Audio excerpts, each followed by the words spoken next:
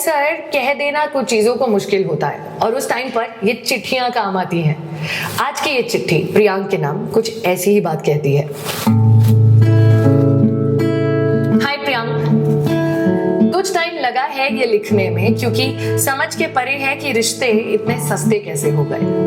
कल तक जो मेरे बिना अधूरे थे आज मेरे बिना पूरे कैसे हो गए। नहीं, कोई बड़ी बात नहीं है, पर बड़े बड़े अल्फाज दर्द थोड़ा कम कर देते हैं।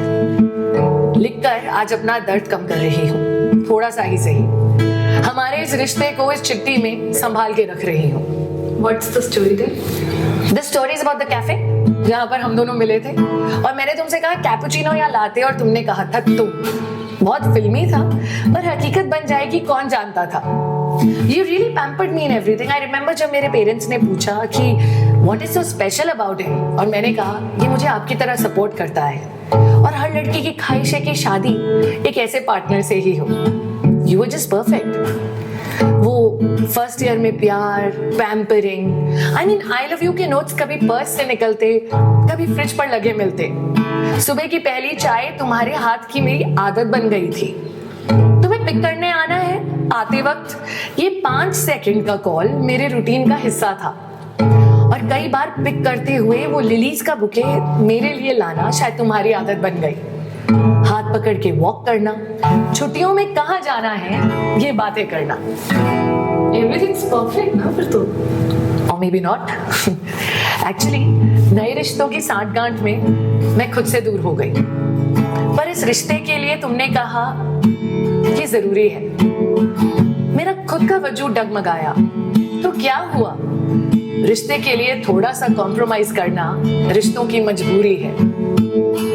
वो आई लव यू के नोट्स गायब हो गए।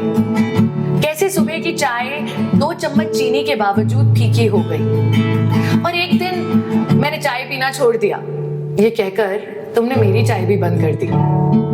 शाम को मैं पूछती विल यू पिक मी, तो तुम कहते कैब कर लो। डिनर पर वो जो बातें होती थी, रिमोट कंट्रोल की लड़ाइयां होती थी, वो टीवी के शोज का शोर बन के रह गई। मैंने कितनी बार खुद खाना मिस किया, तुमने कभी देखा नहीं। कितनी बार सोने के टाइम से पहले सो जाती ताकि सुबह हो और मैं लोगों को देखूं और अपने इस अकेलेपन से दूर हो सकूं। मैं खुद में खो जाती। तुमने ये भी नहीं देखा या शायद देखकर भी अनदेखा किया। महंगे से घरों में, सुंदर सी दीवारों में रिश्ते कई बार दम तोड़ देते हैं। मैंने वो रिश्ता जिया है। शायद गलत ना तुम थे और शायद ना मैं। गलत क्या था फिर? पता नहीं, कई बार सोचती हूँ रिश्ता, पर नहीं, रिश्तों का कोई मोल नहीं है। ये या अमीर बना देते हैं या फकीर।